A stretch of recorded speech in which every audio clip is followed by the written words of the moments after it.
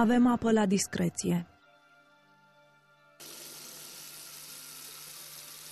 Pentru toate nevoile noastre, la orice oră, aproape în orice împrejurări.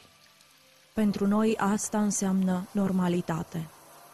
Apa devine echivalentă cu aerul pe care îl respirăm. O găsim peste tot. Avem nevoie de ea, dar îi conștientizăm oare valoarea, importanța în menținerea vieții?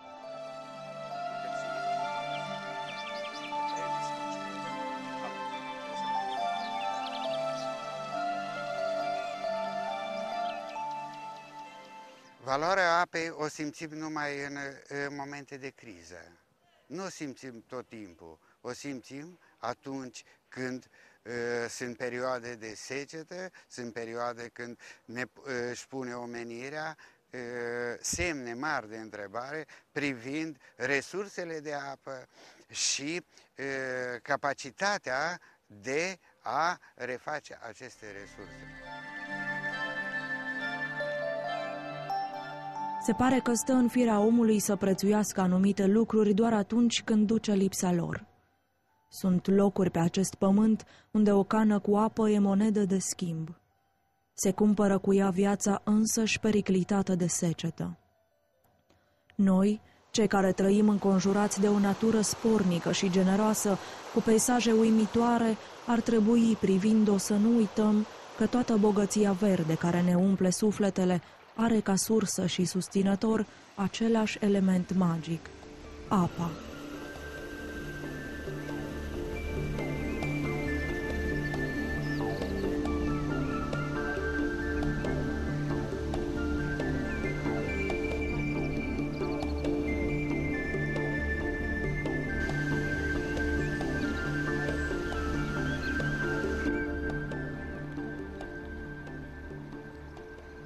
Maramureș County is one of the most exciting places I know in Europe. WWF, World Wide Fund for Nature, is engaging here in helping to preserve and to develop these values together with the people living in this area and which have also contributed to these natural values.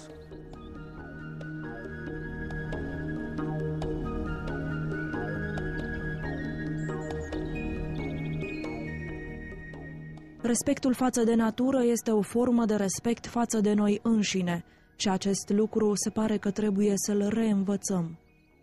La nivel mondial există fundații care militează pentru asta, care dezvoltă programe de protecție a mediului, se străduiesc să le aplice, dar atâta vreme cât nu se trezește această datorie în fiecare dintre noi, vor reuși să facă ceva?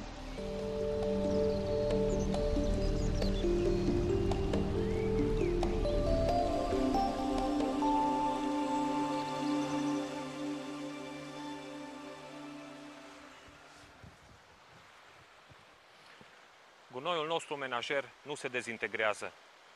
Așa ceva nu este ceea ce doriți să vedeți într-un râu cristalin de munte. Aici veniți să respirați aer curat, să vedeți peisaje extrem de frumoase și să vedeți în râuri lipan, păstrăv și eventual lostriță. Dacă nu vom respecta natura, nu ne va respecta nici ea.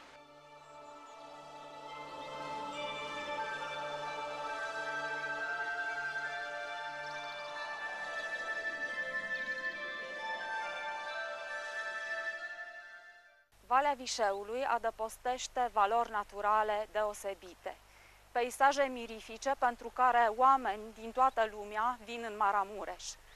Dar, din păcate, foarte multe locuri arată astfel. Peste tot în România sunt locuri pe care vin să le viziteze oameni din toate colțurile lumii. Este arhicunoscută frumusețea plaiurilor mioritice, ospitalitatea locuitorilor, bogăția și generozitatea peisajului. Sunt lucruri pentru care țara aceasta este vestită de la un capăt la celălalt al mapamondului. A venit poate momentul să ne întrebăm ce trebuie să facem ca tot ceea ce Dumnezeu a lăsat ca binecuvântare aici să păstrăm exact așa cum am primit, urmărind doar schimbările firești pe care natura le hotărăște în devenirea ei. Ceea ce bucură ochiul nostru, cu siguranță că poate bucura și alți ochi, alte suflete. Asta cu o singură condiție: să nu lăsăm urme materiale ale trecerii noastre pe acolo.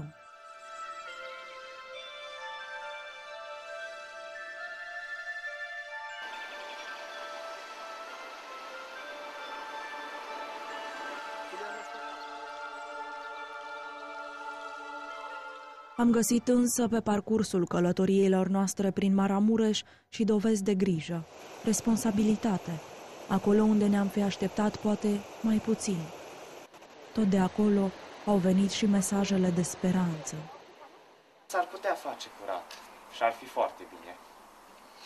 Am avea probabil un loc unde să facem baie, poate ar urca și peștii.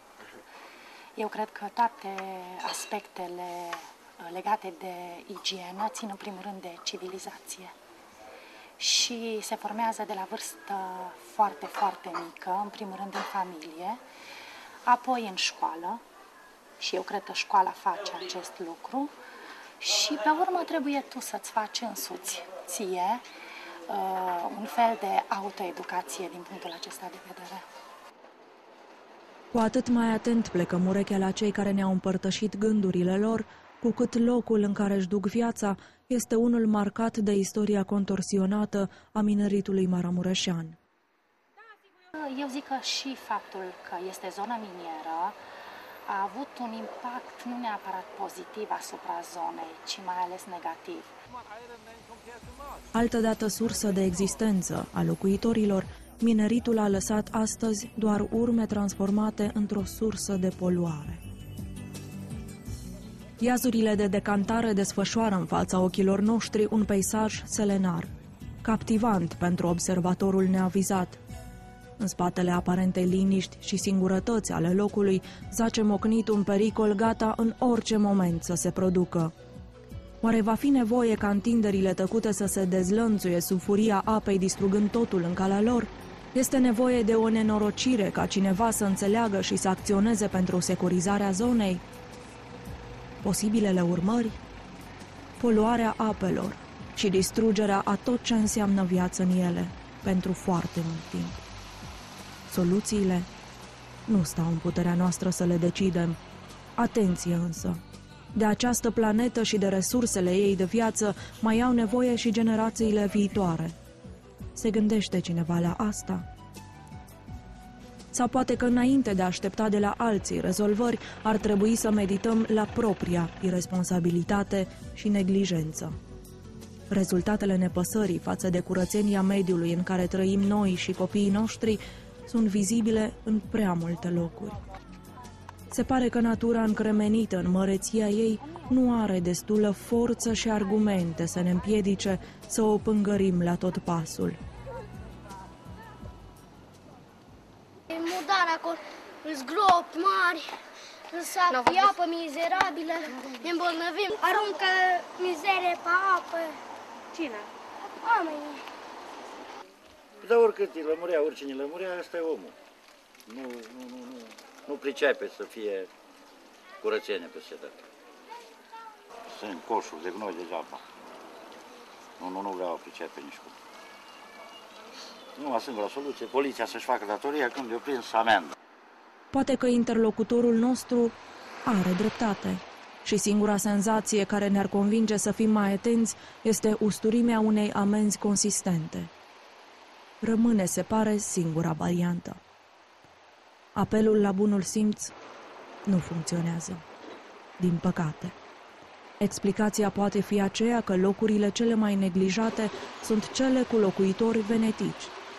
Aduși acolo de slujbe temporare ori de destine tulburate, acești oameni n-au sentimentul unor rădăcini trainice.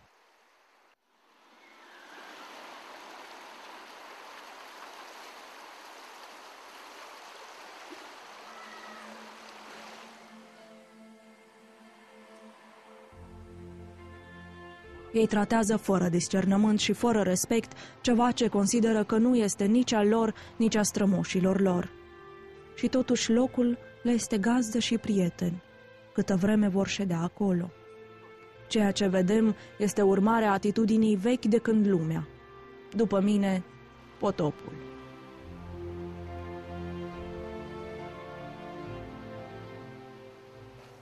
Care nu vreau să înțeleagă, trimiși poliția și amendați. Singura soluție. Pe oameni altfel nu-i poți aduce la realitate.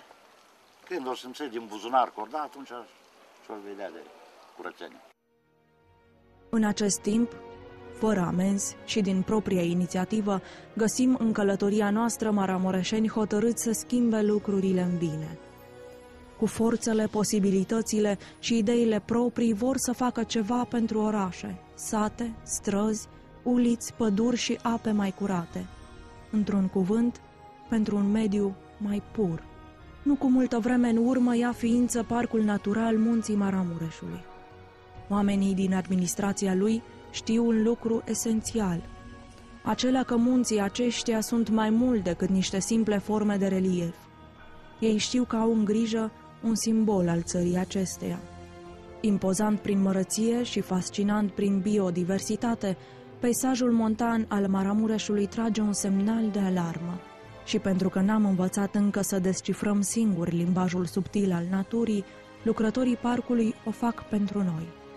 Ei se străduiesc să păzească această regiune din Carpați de toți cei care uită legile, și pe cele scrise, și pe cele nescrise.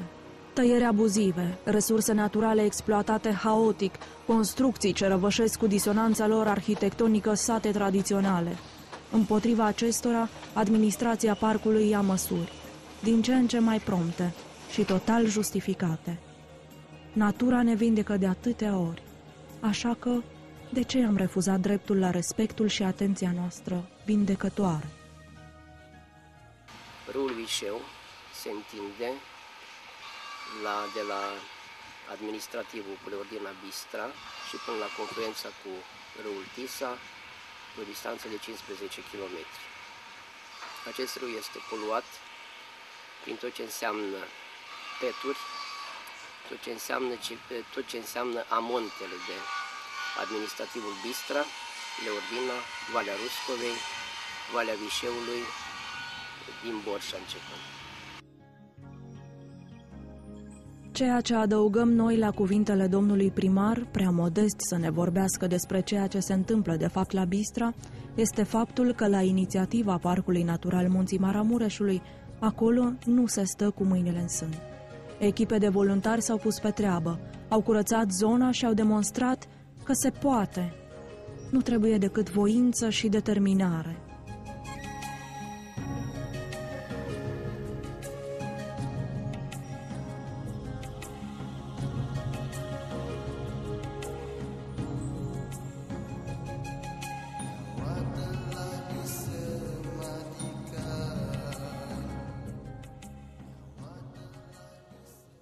Aceste dispozitive eu le consider extraordinar de necesare în comuna noastră, deoarece nu mai găsești pe străzi, nu mai găsești pe șanțuri, nu mai găsești în toate colțurile sticle de plastic, peturi, nu le mai găsești în toată comuna. Deja sunt colectate și eu le văd chiar extraordinar de necesare. Drumul acțiunii trece prin rațiune. Și acțiunea vine din răspunsurile pe care ființa umană le dă întrebărilor pe care și le pune. Omul este o componentă al naturii, nici într-un caz nu este într-o relație care pe care. Omul, perfect integrat în complexitatea naturii, coexistând cu ea, fără să o subjuge, fără să o rănească și fără să o sărăcească în vreun fel.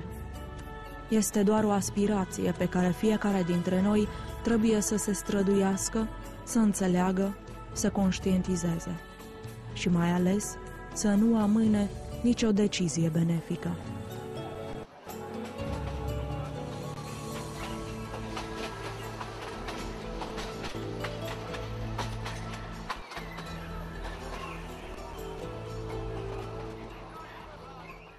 Omul este supus și face parte integrat așa din natură, așa cum face orice viețuitoare. Să nu uităm însă că ziua de mâine va arata așa cum o construim începând de azi.